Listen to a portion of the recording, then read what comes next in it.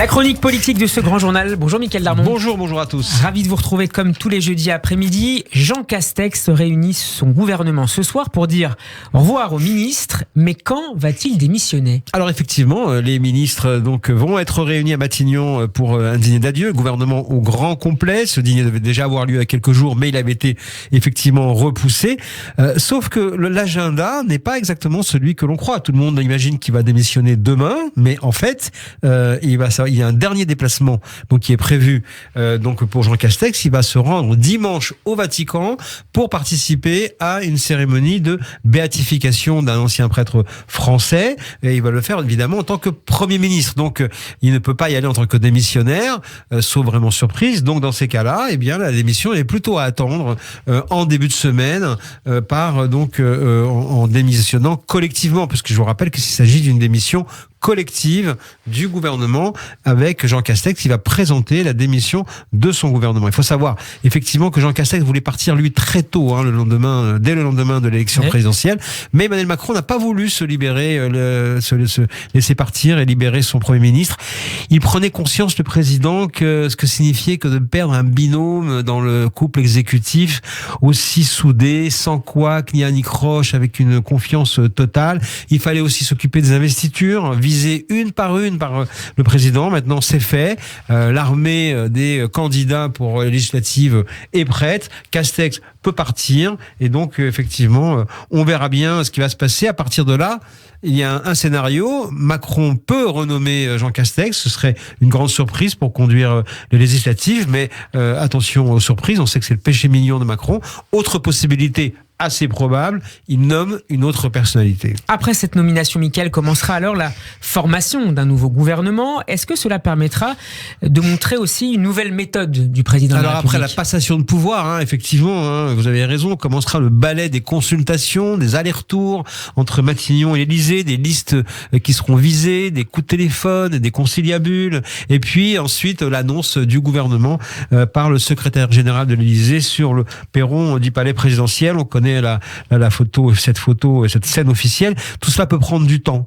On se souvient de remaniements durant le premier quinquennat qui ont pris parfois plus d'une semaine. Il faut aussi passer les candidatures au tamis de la haute autorité pour la vérification des déclarations de patrimoine et autres irrégularités éventuelles dans la situation fiscale des futurs entrants au gouvernement. Mais en privé, le président de la République confie qu'il veut aller vite. Alors on verra si ça se vérifiera. Ce sera en tout cas un indice du changement de méthode promis par le président. Alors Mickaël, au jeu des chaises musicales, que peut-on dire cet après-midi à nos auditeurs ? Vous pouvez difficilement échapper à cette question. Que savez-vous à ce sujet ? Alors c'est d'abord la période la plus difficile en remaniement pour les journalistes politiques, parce qu'évidemment, si on se risque au jeu des pronostics, un mot que je n'aime pas, ou aux chaises musicales à deviner, on est bien évidemment sous le risque d'être démenti, parce que tout peut changer toujours à la dernière minute. Ça c'est vrai. Bon, une fois qu'on a dit ça, on a effectivement peu de certitudes. On a des pistes qui sont parfois des leurs. On a parlé par exemple d'une femme, mais Emmanuel Macron ne se sent pas obligé d'en nommer une. Il y a des noms qui ont circulé, des personnes qui ont été approchées. On l'avait évoqué, comme Véronique Bédague, l'ancienne directrice de cabinet de Manuel Valls, mais elle a refusé. Valérie Rabault, la patronne des socialistes à l'Assemblée, elle a refusé. Marisol Touraine, Elisabeth Borne reviennent régulièrement dans les citations. Borne, d'ailleurs, on en parle depuis des mois, en disant que ce serait elle l'éventuelle nouvelle chef du gouvernement, mais on n'a vraiment encore aucune certitude. À ce poste, il faut savoir qu'il faut un fidèle. Voilà. Le nom, par exemple, de Julien de Normandie circule dans cette occurrence parce qu'il pourrait remplacer, dit-on, Alexis Collère au poste de secrétaire général de l'Élysée si jamais il entrait au gouvernement, ou alors il irait à Matignon à la place de Jean Castex, parce qu'à ce poste-là, il est clair qu'il faut des personnes de confiance. Or, Emmanuel Macron ne peut pas tout déstabiliser autour de lui dans son ingénierie très proche, et à Matignon et à l'Élysée, donc il lui faut des gens de confiance. Est-ce qu'Emmanuel Macron veut vraiment nommer une personnalité à gauche ? C'est une question effectivement, mais c'est très étonnant d'ailleurs cette question, parce qu'au fond, elle n'est pas logique politiquement. L'électorat qu'il faut mobiliser pour le premier tour des élections législatives, pour la majorité présidentielle, il est au centre droit.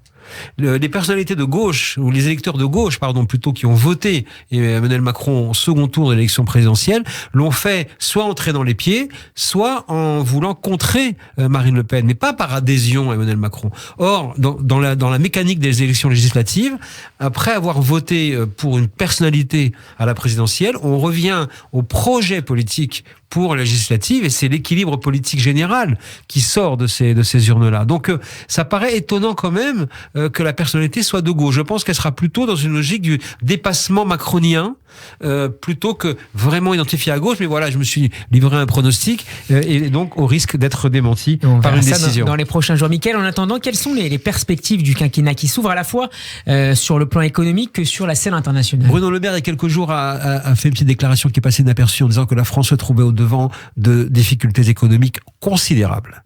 Il est vrai que l'inflation qui est absolument hors norme, que toute une génération et de consommateurs et d'entrepreneurs est en train de découvrir, est en train de changer complètement la donne économique, et on le voit avec la forme de panique qui se déploie en ce moment dans le monde justement de l'entreprise. La hausse des coûts des matières premières. Bientôt, dans quelques semaines, la Banque de France, la Banque Centrale Européenne, avec Christine Lagarde à sa tête, va relever les taux directeurs. La période de l'argent facile va être terminée.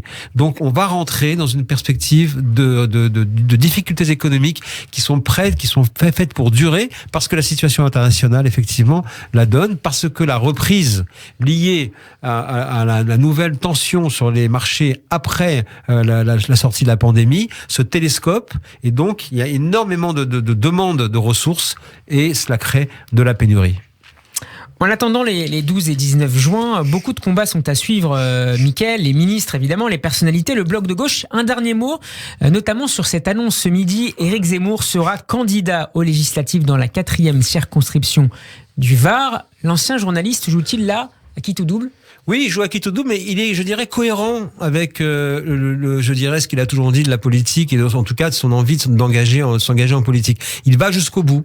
Il va aller demander le suffrage des électeurs et l'onction électorale qui lui permettra d'avoir une légitimité politique s'il était élu. Mais effectivement, la situation n'est pas compliquée. Alors, il a choisi une circonscription extrêmement confortable sur le papier pour lui, puisqu'il a réalisé là, dans cette circonscription du Var, des scores très importants lors de la campagne présidentielle. Donc ça devrait lui donner une avance. Mais une fois de plus, on va constater qu'une élection législative, ça n'est pas une élection présidentielle, et qu'il faudra avoir des réserves de voix, et il faudra être capable de passer les considérations aussi locales. Et également l'envie, je dirais, des électeurs de conforter certaines personnalités après l'élection présidentielle. Parce que comme je vous le disais, la période à venir qui va s'ouvrir, le quinquennat Macron 2 qui s'ouvre, il s'ouvre dans une perspective de grandes difficultés. Le pouvoir d'achat est au centre actuellement